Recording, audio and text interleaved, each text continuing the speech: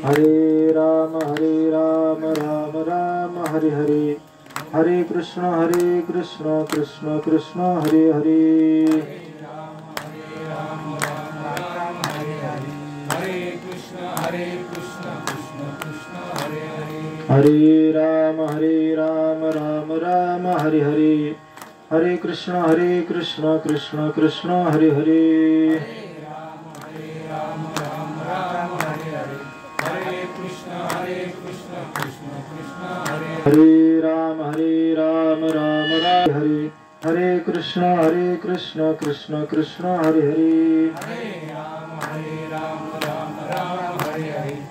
हरे। हरे राम राम हरे हरे, हरे कृष्ण कृष्ण कृष्ण हरे हरे।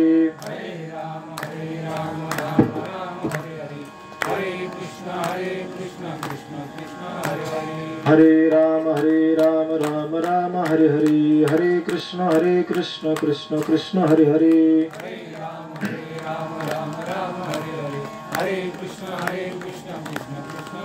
से माझे नाम घोषे, नाहीच करती विश्वाची दुःखे, अवघे जगाची महासुखे, दुमदुमती भरले दुमदुमीत भरले, पांडुरंगा करू प्रथम मन मन दुसरे चरण संतांच्या, त्यांच्या कृपादाने कथेचा विस्तारू बाबाजी सद्गुरु दास तुका। नमो सद्गुरु तुकया ज्ञान दीपा, नमो सद्गुरु सच्चिदानंद रूपा, नमो सद्गुरु भक्त कल्याण मूर्ती, नमो सद्गुरु भास्करा पूर्ण कीर्ती। सेवे लागी सेवक झालो, तुमच्या लागलो निज चरणा, अहो स्वामी तुकया देवा, यावरी न करावा अभेर। प्रस्तुत सेवेकरता निवडलेली ज्ञानेश्वरीतील एक सुंदर अशी ओवी श्री गुरु ज्ञानोबाराय श्री महाराजांच्या अखिल विश्वाला पावन करणाऱ्या ज्ञानेश्वरी नाम घोषे। या नामस्मरणानं काय होईल तर जगातील सर्व सुख जो नामस्मरण करतो त्याच्या पायाजवळ येतील असं ज्ञानोबारांना म्हणायचं। या ओवीवर चिंतन करण्या अगोदर थोडासा परिहार देणं अगत्य आहे।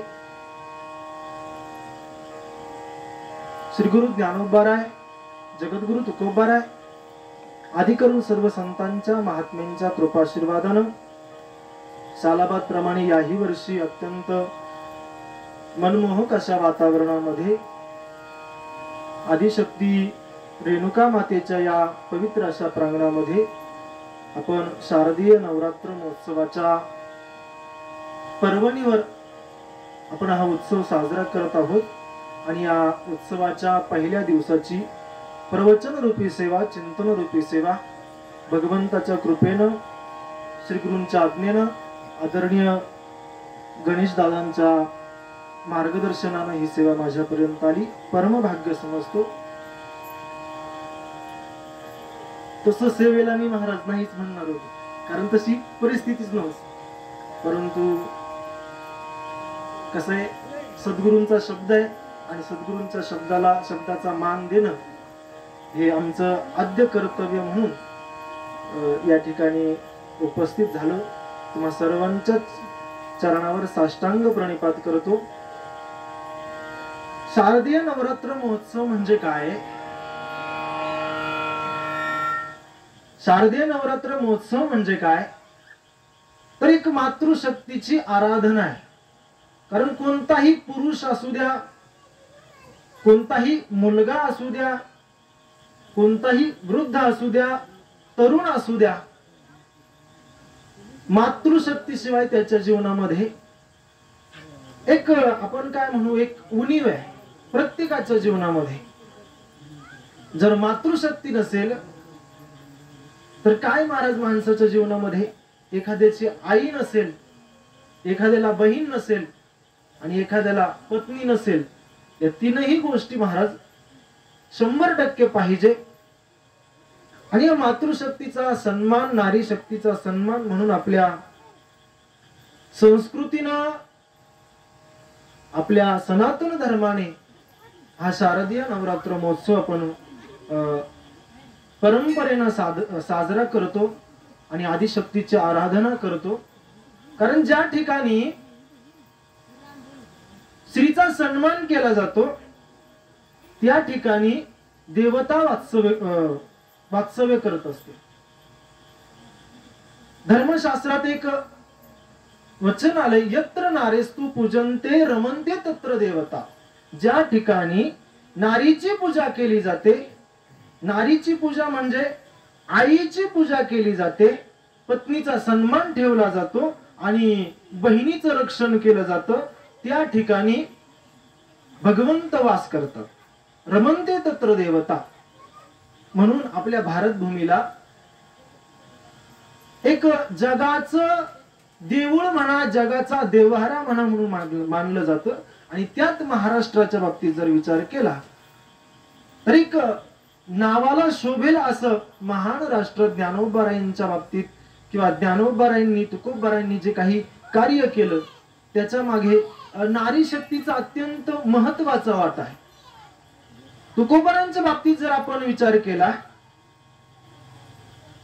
तर तुकोबारांच्या संसारामध्ये जिजाबाई आईसाहेब नसते ना, महाराजांचा संसारच नसता. आणि ज्ञानोबारांच्या बाबतीत जर विचार केला तर आदिशक्ती मुक्ताबाई नसते ना, तर ज्ञानोबारांची इतकी कीर्ती झाली नसती. कारण ती काय, स्त्री शक्ती पाठीमागे. आणि आज या मुक्ताबाईंचा जन्मोत्सव आहे, जन्मदिवस आहे. म्हणून ज्ञानोबारा एक योगी आहे आणि योगी असूनही नामचिंतनाबद्दल बोलतात. एक महत्वाची गोष्ट आहे, योगी असूनही नामचिंतनाबद्दल बोलतात. म्हणजे विषय असा आहे, योग मार्ग असेल, कर्म मार्ग असेल, ज्ञान मार्ग असेल, एका ठिकाणी तुमची साथ सोडतात आणि बाबा तुला जायचंय, तुला भगवंतापर्यंत जायचंय ना, तू जा, एका ठिकाणी सोडतात. जसं एखादा हायवे असतो, हायवे, गाडी सुंदर आहे, गाडीत बसलोय, चालली, हायवे पुढे जाऊन हायवे संपतो, हाय संपतो आणि फक्त वे राहतो. पुढे जाऊन तो वे सुटतो, संपतो, वन वे राहतो. आणि पुढे जाऊन तो वन वे ही सुटतो. नंतर खडखडीचा धडधडीचा रस्ता येतो, नंतर पांदीचा रस्ता येतो. मग पांदीच्या रस्त्यानं गाडी चालत नाही. मग माणसं काय म्हणतात, नाही तुम्हाला इथं गाडी, इथंच गाडी ठेवावी लागल आणि पायी पुढे जावं लागेल. तसं आहे महाराज, तसं आहे योग मार्ग. समाधीपर्यंत जातो, समाधी अवस्थेपर्यंत, भगवंतापर्यंत नेत नाही. कर्म मार्ग चित्तशुद्धीपर्यंत नेतो, पुढे म्हणतो तुझं तू जा. आणि ज्ञान मार्गाचा असं आहे महाराज, ज्ञान मार्ग अहंकार निर्माण करतो. जर त्याला भक्तीची जोड नसेल ना, शुल्क दुःख, दुःखाचीचा शेल वाटा भाग आला. शुल्क दुःख म्हणजे आमटीवरची तरी, असं दुःख महाराज वाट्याला येतं. त्याच्यापेक्षा महाराज म्हटले योग मार्ग ही उपयोगाचा नाही, कर्म मार्ग ही उपयोगाचा नाही. उपयोगाचा आहे पण माणसाची कॅपॅसिटी नाही, कलियुगातल्या माणसाची काय नाही, तितकी पात्रता नाही. कारण कलियुगामध्ये एकतर आयुष्य कमी आहे, त्यात कलीचा प्रताप आहे, भक्तीच करू देत नाही. असा कली असल्यामुळं योग मार्ग, कर्म मार्ग, ज्ञान मार्ग यांना बाजूला सारून महाराज म्हणतात, केला राज्यभार चाले ऐसा, मोडोनिया वाटा सूक्ष्म दुस्तर, केला राज्यभार चाले ऐसा. महामार्ग, राज्यमार्ग आम्ही तुम्हाला काय केलाय, सोपा केलाय. कोणता? भक्तिपंथ बहु सोपा. भक्तिपंथ म्हणजे भगवंताचं भजन करायचंय. काय करायचंय? भजन करायचंय. भजन म्हणजे काय? भज सेवाया, सेवाया नाही बरं का, भज सेवाया. भगवंताची सेवा म्हणजे काय? भगवंताचं नामचिंतन हेच सगळ्यात महत्वाचं आहे. कारण बाकीच्या मार्गांना महाराज म्हटले कलियुगात क्षयरोग झालाय, अवघ्या वाटा झाल्या क्षीण, कलीन घडे साधन उचित विधी विधान, न कळे न घडे सर्वथा. एकतर ते कळत नाही, योग कळत नाही. योग कोणाला कोणाला कळतो महाराज? इथं फक्त अनुलोम विलोम, भस्त्रिका प्राणायाम, कपालभाती वगैरे या गोष्टी कळतात. बाकीचं पुढचं काय? काही कळत नाही. बरं, कळाला तरी घडत नाही, घडला तरी न कळे न घडे सर्वथा. सर्वथा न कळे, आणि जरी सर्वथा कळे तरी सर्वथा न घडे. हो, पूर्ण यथार्थ ती काय साधना होत नाही. परिणाम दुःखाला कारणीभूत व्हावं लागतं. म्हणून नामचिंतन अत्यंत सोपं आहे. कारण सोपे वर्म आम्हा सांगितले संती, टाळ दिंडी हाती घेऊन नाचा, किंवा ठाईच बैसोनी करा एक चित्त, आवडी अनंत आळवावा. कुठं जायची गरज नाही, कुठं वनातही नलगती सायास जावे वनांतरा, वनांतरातही जायची गरज नाही. फक्त काय करावं? हो, आवडी अनंत आळवावा. हित ते करावे देवाचे चिंतन. बस, फक्त भगवंताचं चिंतन केलं की माणूस सुखाला प्राप्त होतो. तुम्ही म्हणाल सुखाला प्राप्त होतो म्हणजे काय? विचार करा महाराज. नामचिंतन केल्यानं सुख होतं, सुख मिळतं म्हणजे काय? नामचिंतनानं थोडं, समजा विठ्ठल विठ्ठल म्हणल्यानं किंवा एक आंतरिक चिंतन केल्यानं सुख मिळतं. कसं काय होतं महाराज? विषय असा आहे, सुखाला कारणीभूत आणि दुःखाला कारणीभूत आपलं कर्म आहे, आपलं पाप आहे. एखादी व्यक्ती अशीही राहते, ती विचार करते की आपण आयुष्यभर परमार्थ केला आणि आपल्या वाटेला कायमच दुःख येतंय, कायमच दुःख येतंय. पण विषय असा असतो महाराज, जितक्या लवकर आपल्या जीवनामध्ये दुःख येईल ना, समजून घ्यायचं भगवान परमात्मा आपलं पाप, जे काही पाप आहे ते पाप लवकर लवकर आपलं पाप कमी होतंय, नाहीसं होतंय, आणि आपल्याला एक दिवस पुण्याचं फळ सुद्धा आपल्याला भेटणार आहे. असा विचार करावा. कारण जे थोडं राहतं ना, भगवंत ते लवकर कटवायच्या मागे लागतात. म्हणजे एखाद्याकडे पुण्य जास्त आहे ना, पुण्य जास्त आहे, पाप कमी आहे, मग अगोदर भगवंत काय करतात? त्याला पाप भोगायला देतात. बाबा लवकर लवकर पाप भोगून टाक, एक दिवस तुझा सोन्याचा असेल. आणि ज्याच्या जीवनामध्ये पाप जास्त आहे, पुण्य कमी आहे, त्याला बंगला, गाडी, जमीन, जायदाद जे पाहिजे ते भगवंत त्या पुण्याच्या त्या सुकृताच्या जोरावर देतात.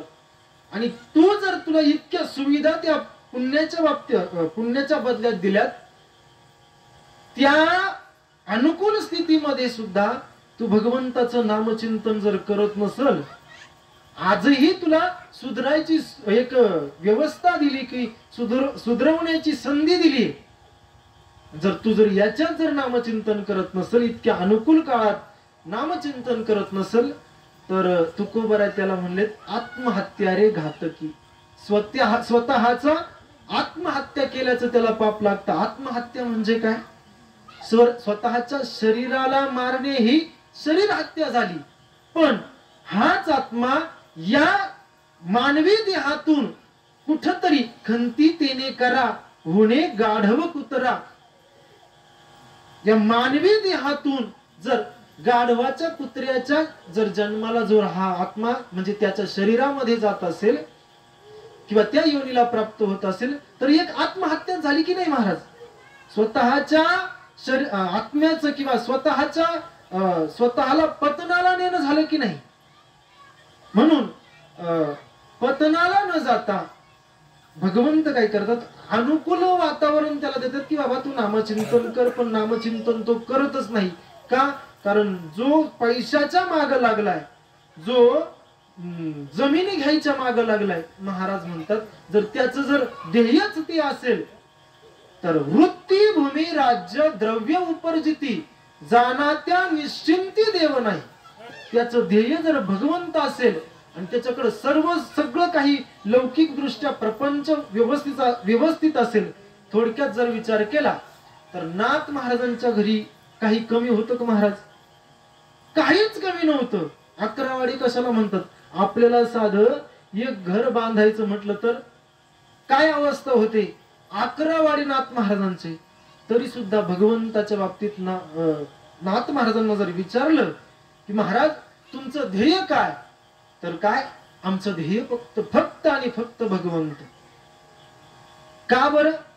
कारण पूर्व पुण्यही आहे हो आणि भगवंताची भक्ती आहे. आपला जो काही प्रवास आहे हा सुखाचा होईल, भगवंताची प्राप्ती आपल्याला होईल असं समजून घ्यायचं. कारण असे महाराज मानावंच लागतं. काय मानावं लागतं? म्हणजे एक आपण त्याला काय म्हणतो, एखादं गणित सोडवायचं असलं तर हातचा मानावा लागतो की नाही, तसं मानावं लागतं की हा भगवंत किंवा हे नाम हे आमचं ध्येय आहे. आणि एकदा की तो हातचा मानला की गणित सुटतं की नाही, तसं आपल्या आयुष्याचं सुद्धा गणित नामचिंतन केलं, भगवंतावर विश्वास ठेवला, सद्गुरूवर विश्वास ठेवला की 100% आपल्या आयुष्याचं गणित 100% सुटतं. शेवट तो भला माझा बहु गोड झाला. हा कधी होतो माहिती का? ज्यावेळेस शेवट आपल्या अंतकरणामध्ये नामचिंतन असेल, भगवंताचं चिंतन किंवा भगवंताचं स्मरण आपल्या जीवनामध्ये किंवा आपल्या शेवटच्या श्वासाला असेल, त्यावेळेस काय होतं? भगवंतापर्यंत किंवा त्याच्याही आधी शेवट व्हायच्या आधीही शेवट आपला होतो. मानवी देहाचं ध्येय आपलं संपतं. महाराज म्हटले ते एका ठिकाणी, मरण माझे मरून गेले. कशामुळं? कारण जे आपल्याला मिळवायचंय आपलं देहाचं ध्येय काय? भगवत प्राप्ती. आयुष्याच्या साधने सच्चिदानंद पदवी घेणे. भगवंताचं केवळ देह सांडावा न मांडावा. महाराज म्हटले तुम्हाला दुःख असेल, नाथ महाराजांचे वचन आहेत की तुम्हाला दुःख असेल मग आत्महत्या करावी का? बिलकुल नाही. न मांडावा, त्याची व्यथा मांडावी का? नाही. मग काय करावं? येणे परमार्थ साधावा. भगवान परमात्मा हे जीवनामध्ये साध्य ठेवलं की जे काही भगवान परमात्मा दुःख देतात ते दुःख सुद्धा भोगण्याची किंवा सहन करण्याची शक्तीही देतात. कारण विषय असा आहे, पारमार्थिक माणसाला दुःख का येतं याचं कारण एक महत्वाचं आहे की भगवान परमात्मा समोर आलेत, तो आनंदही सहन झाला पाहिजे ना महाराज.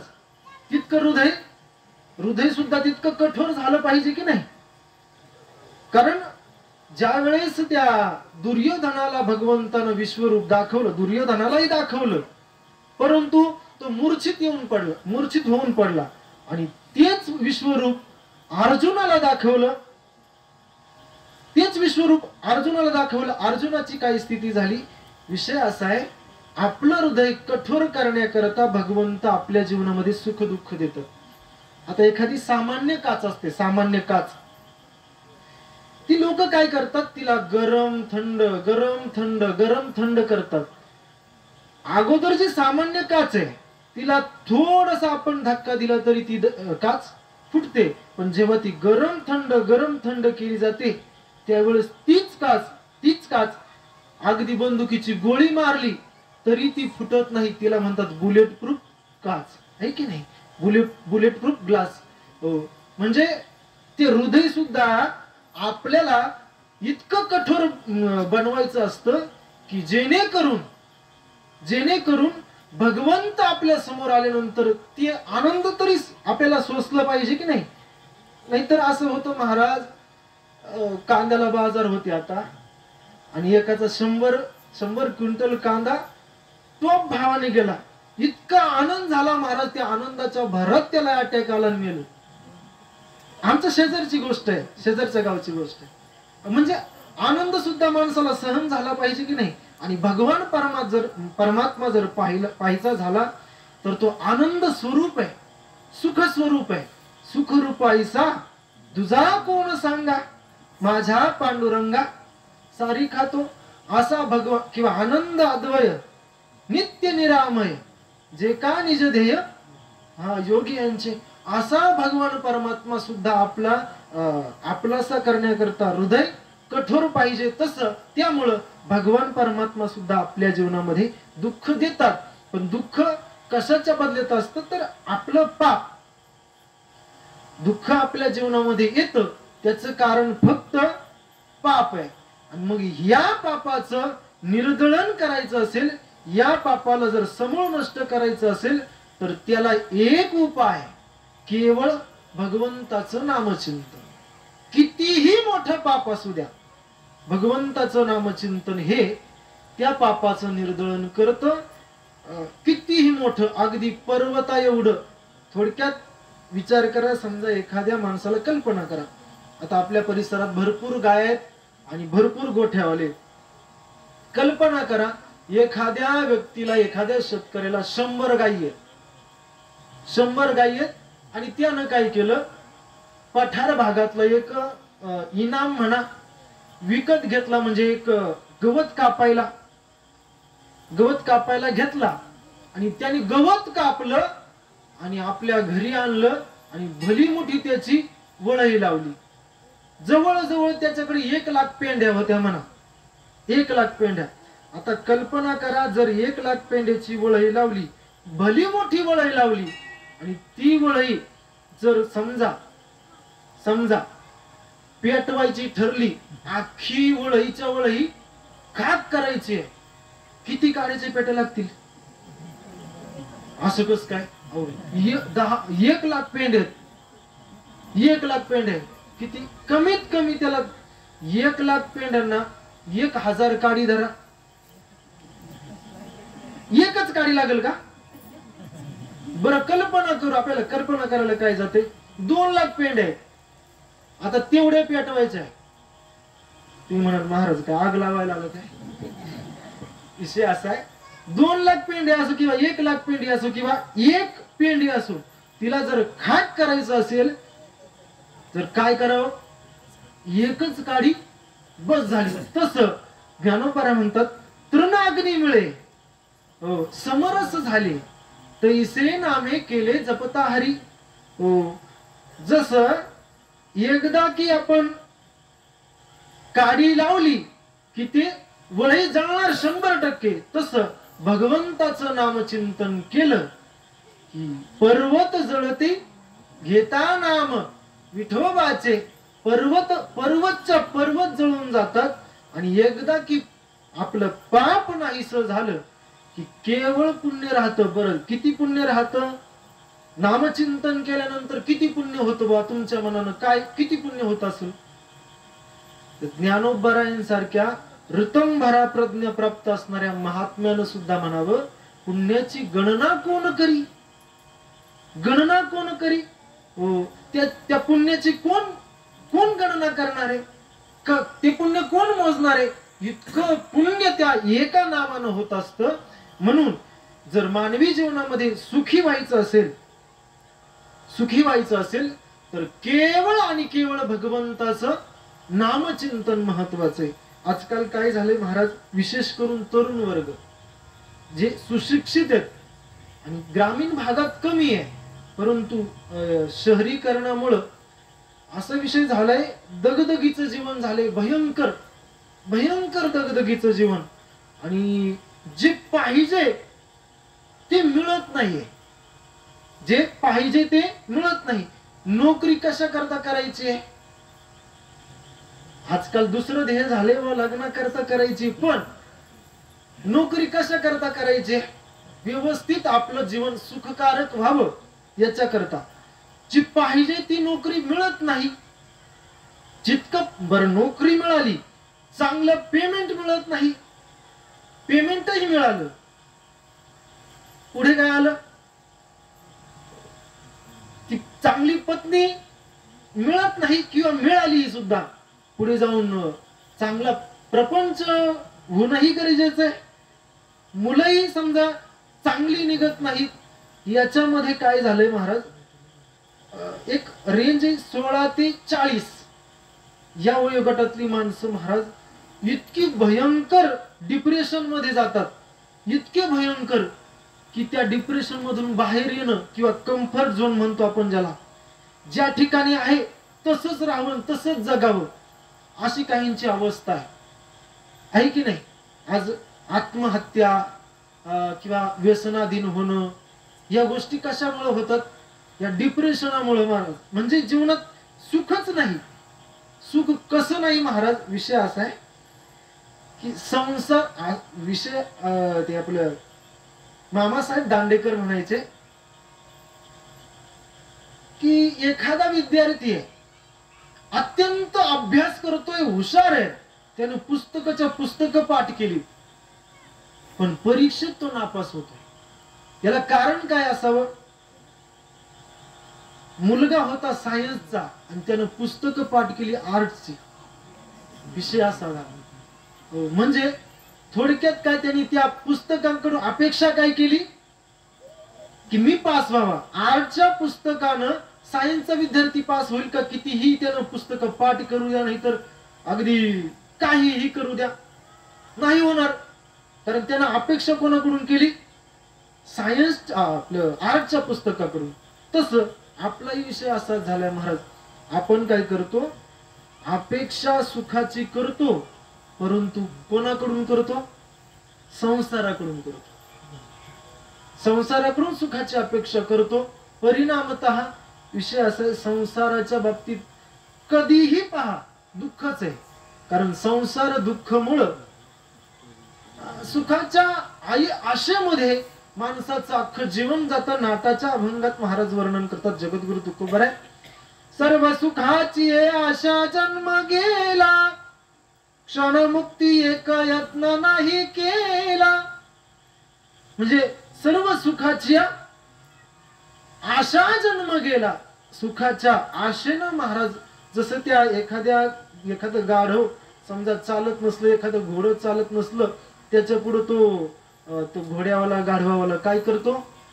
गाजर ठेवतो, चारा पेंडी ठेवतो. आपण सहज म्हणतो ना, त्याने मला गाजर दाखवलं.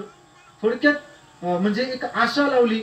तसं आपण त्या सुखाच्या आशेनं पूर्णपणे संसाराकडून आपण अपेक्षा करतो.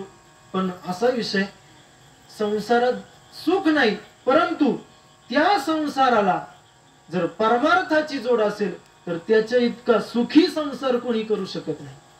कारण आपले जितके संत आहेत ना वारकरी संप्रदायातले, एक 4-5 महात्मे म्हणजे ज्ञानोबरायदी 4 भावंड आणि योगेश्वर चांगदेव महाराज, हे 3-4-5 जर महात्मे सोडले तर सगळे संत प्रापंचिक आहे. सगळे संत आपल्या श्रीपाद बाबांसो सगळे संत काय प्रापंचिक आहेत. आज माझे सद्गुरु या ठिकाणी बसलेले, व्यवस्थित सुंदर असा प्रपंच आहे आणि व्यवस्थित असा परमार्थही आहे. कशामुळे महाराज? तो सुंदर प्रपंच का झाला? कारण त्या प्रपंचाला परमार्थाची जोड आहे. कारण संसाराची कामं आपल्याला करावीच लागतात. संसाराची कामं केल्याशिवाय होतच नाही. पण त्या संसारामध्ये भगवंत असेल, म्हणजे तोही संसार भगवंताला समर्पित असेल तर तो संसार सुद्धा सुखाचा होत असतो. कारण महाराज म्हणत नाहीत की, तुकोबाराय ज्ञानोबाराय म्हणत नाहीत की तुम्ही सगळं सोडा आणि फक्त भगवंताच्या नादी लागा किंवा भगवंतच एक हे धरा. नाही, तो मार्ग संन्यास मार्ग प्रत्येकाने जर धरला किंवा केला तर महाराज ही सृष्टी कशी चालायची? बरोबर की नाही? कारण पुढेही बहुत करणे आहे किंवा घेईन मी जन्म याच्यासाठी देवा तुझी चरण सेवा साधाव्या. सगळेच संन्यासी झाले तर संतांनी कोणाच्या पोटी जन्म घ्यावा? बरोबर की नाही? संतांचा जो जन्म आहे तो प्रपंचातूनच की नाही. म्हणून प्रपंचाला परमार्थाची जोड असली की संसार हाच प्रपंच होतो. प्रपंचातली कामं करतात ते काम आणि ते चिंतन भगवंताच्या चरणावर समर्पित केलं की ते भजनच होतंय महाराज. कल्पना करा, एखादा मुलगा आहे, त्या मुलाला शिकवायचंय, वडिलांचं कर्तव्य आहे, वडिलांचं कर्तव्य, आणि त्या वडिलांनी काय मानावं, भगवंताचा अंश त्या मुलामध्ये 100% आहे की नाही. कारण आपल्या प्रत्येकामध्ये काय आत्माराम आपण ज्याला म्हणतो ते काय भगवंताचा अंशच आहे की नाही. त्या वडिलांनी जर असा विचार केला की या मुलामध्ये भगवान गोपाल कृष्णच माझ्या घरात जन्माला आले आणि माझं कर्तव्य त्या भगवंत रूपी मुलाला काय करायचंय, शिकवायचंय, चांगल्या नोकरीला लावायचंय, त्याचं लग्न करायचंय, ही भावना जर आपण ठेवली तर काय होतं महाराज, तो प्रपंच सुद्धा काय होतो, परमार्थ होतो की नाही. कारण त्याच्यामध्ये जो परब्रह्म तत्व आहे ते ते भगवंताचं तत्व आहे, भगवंताचा अंश आहे, आणि तीही भगवंताची सेवा होते की नाही. मग तो संसार सुद्धा सुखाचा करायचा असेल तर केवळ नामचिंतन केलं, बसून एका ठिकाणी बसलंय किंवा प्रपंचाची कामं सोडलीत. आता तुम्ही म्हणाल संतांनी प्रपंचाची कामं सोडली, एखादा करण कटाळा माणूस असतो की नाही, तो म्हणेल की संतांनी प्रपंचाची कामं सोडूनही भगवत प्राप्ती करू शकतो. हा संदेश आपल्यापर्यंत पोहोचवलाय. कारण ते प्रपंच करण्याकरता आलेच नव्हते महाराज. त्यांनी प्रपंच एक नावापुरता प्रपंच केला, नावापुरता प्रपंच केला, नाहीतर त्यांचं ध्येयही भगवंत आहे. परंतु मूळ ध्येय त्यांचं संत महात्म्यांचं हे होतं किंवा हे आहे आजही की जनभजनी लावावे. काय भगवंताचं करोनी चिंतन करवी आणि का बस. किंवा नाथ महाराज म्हणतात भगवंताच्या दासाचं एक काम असतं, इति कर्तव्यता हेची दासा लागी स्मरावा हा जगी पांडुरंग.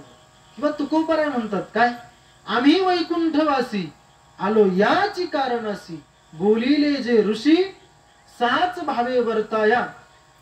आमचा अवतार कशा करताय, केवळ ज्या काही महात्म्यानं जे काही सांगितलं ते तुमच्यापर्यंत पोहोचवायचं आणि भगवंताचं नामचिंतन लोकांकडून करून घेऊन काय करावं, तर त्यांनाही आपल्यासारखं आपणासारखे करीती तात्काळ नाही काळ वेळ तया लागी. महाराज संत महात्म्यांची एक स्फुरण म्हणून सांगतो, थोडं विषयांतर होईल, पण संत महात्म्यांचं एक विषय, संतांची जर दृष्टी एखाद्यावर पडली ना तर त्या जीवाला ते आपल्यासारखंच बनवतात.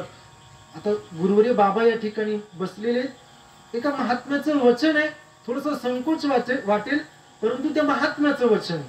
एक वृंदावनातील एक राधा बाबा म्हणून एक महाराज होऊन गेले, प्रपंच 45 वर्ष त्यांनी प्रपंच केला, पण नंतर एक राधा स्वरूप झाले म्हणून त्यांना राधा बाबा म्हणतात. तर त्यांचं एक वचन आहे, संकोच वाटू देऊ नका संतांच्या बाबतीत. म्हणे संत कसे असतात, संत कसे असतात तर एखाद्या संतांचा स्वभाव कसा असतो, जसा एखाद्या पिसाळलेल्या कुत्र्याचा स्वभाव असतो ना, तशा पद्धतीनं पिसाळलेलं कुत्र काय करतं, एखाद्याला चावलं की त्यालाही पिसळवतं, ती व्यक्ती सुद्धा पिसळते. तसं संतांची दृष्टी एखाद्यावर पडली ना 100% त्याला संत बनवणारच, 100% संत बनवणार. मग कोणताही त्याच्यात अडथळा येऊ महाराज संत बनवणारच. कारण श्रीगुरु असे असतात, सद्गुरु असे असतात, संत असे असतात की ते कायम ते काय त्यांच्याकडे महान शक्ती असते महाराज, की ते आपल्या मेंदूमध्ये, आपल्या हृदयामध्ये, आपल्या अंतकरणामध्ये इतके फिट बसलेले असतात की ते आपल्याला वाईट आचरण करूच देत नाही. कारण त्या ठिकाणी लगेच मनाला मार पडतो. जर संतांचं जर आपण ऐकत असू तर लगेच मनाला मार पडतो की बाबा तू असं नाही करायचं, असं करायचंय. हो, कारण सद्गुरु इतके आपल्या जीवनामध्ये महत्वाचे असतात की किंवा महत्वपूर्ण याच्यामुळे असतात की आपल्याला त्या ठिकाणी जाईपर्यंत सद्गुरु आपली साथ सोडत नाही. म्हणजे सद्गुरु संत झाल्याशिवाय आपल्याला सोडत नाही. मला एक सांगायचंय, संतांनी जो मार्ग सांगितला तो म्हणजे नामचिंतन. केवळ नामचिंतन. आणि ज्ञानोबा या ठिकाणी म्हणतात की नामघोष हा शब्द या ओळीमध्ये वापरला. नामघोष म्हणजे काय? मोठ्यानं किंवा वाचेनं नामचिंतन, नामघोष करणे, पुंडलिक वरदा किंवा विठ्ठल विठ्ठल नामघोष करणे, हा तर नामघोष आहेच, पण आपल्या रोमारोमातून भगवंताचं नामचिंतन व्हावं, आपल्या रोमारोमातून नामचिंतन निघावं, याला म्हणतात खरा नामघोष. म्हणजे श्वासातून श्वासातून भगवंताचं नामचिंतन व्हावं, चिंतन व्हावं त्या भगवंताचं. अगदी 24 तास म्हणा किंवा प्रत्येक श्वासामध्ये भगवंतच असावा, याला म्हणतात नामघोष. तुकोबरायांच्या जीवनातील एक प्रसंग आहे. आता काही लोक काही सांगतात, काही काय सांगतात, पण महिपती महाराजांनी जे काही तुकोबरायांच्या चरित्रामध्ये वर्णन केले, आपला संप्रदाय सुद्धा या बाबतीत महिपती महाराजांना प्रमाणित चरित्र म्हणून मानतो.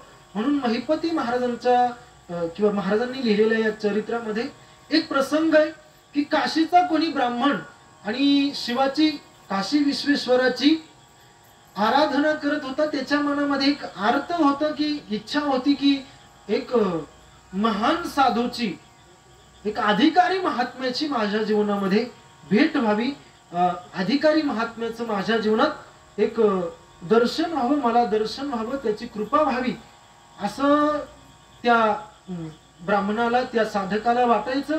आणि एक दिवस काशी विश्वेश्वरानं स्वप्नामध्ये येऊन सांगितलं, बाबा एक काम करा, महाराष्ट्रामध्ये पुणे परगाणा आहे आणि पुणे परगाण्यामध्ये आळंदी जवळ एक देहू गाव आहे आणि देहू गावामध्ये एक तुकोबार आहे, तुकाराम बोल्लोबा आंबिले किंवा मोरे, हे महात्मा राहतात, अधिकार संपन्न महात्मा आहे.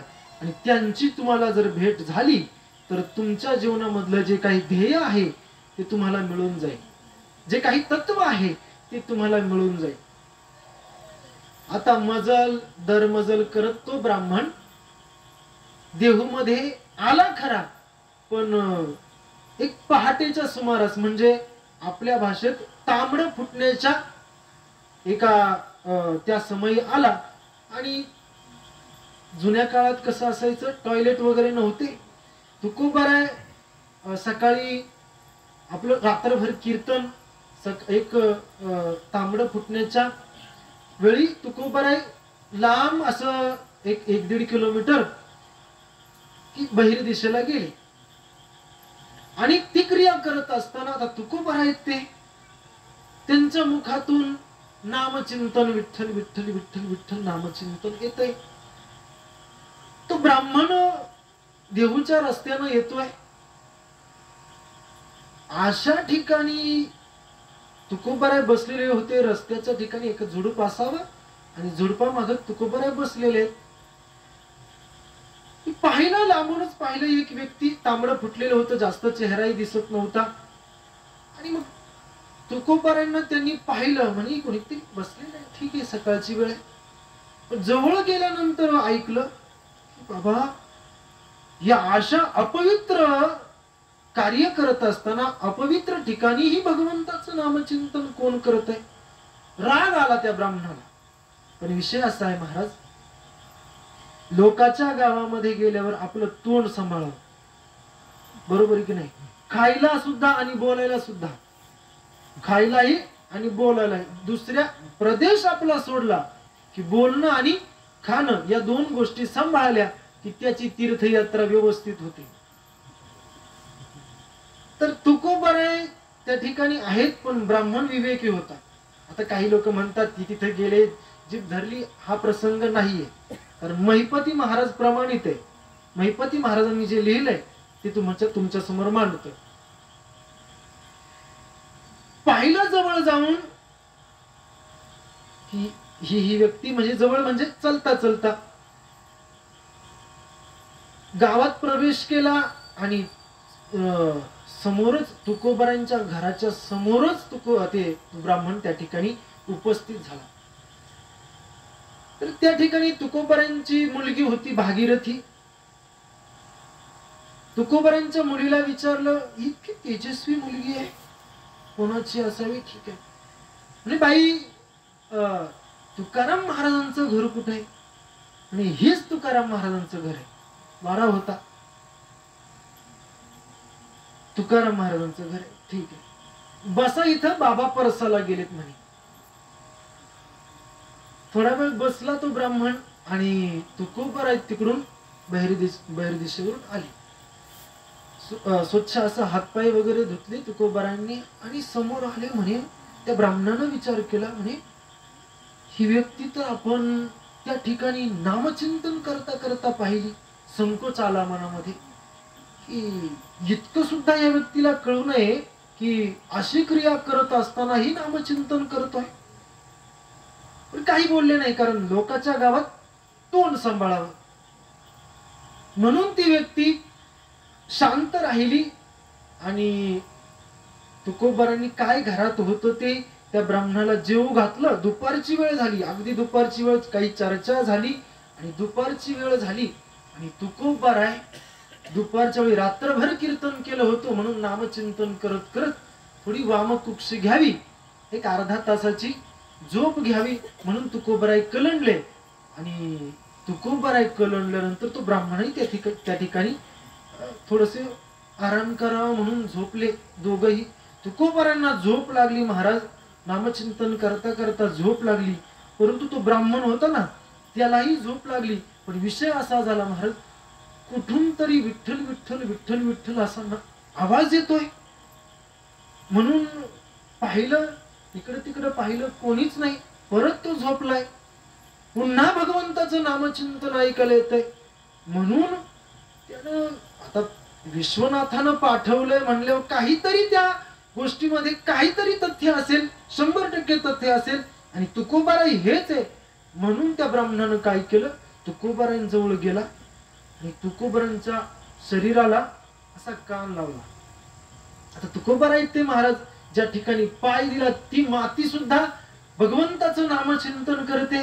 आणि तुकोबारांचं शरीर का करू नये, त्या कुडीला तुकोबारांच्या शरीराला कान लावला. हे खरं महात्मा आहे. आणि मग त्याला ते कोडं उमगलं की ती क्रिया करत असतानाही तुकोबाराय नामचिंतन करतात. का तर तुकोबाराय म्हणतात, माझी मज झाली अनावर वाचा, छंद या नामाचा घेतला असे.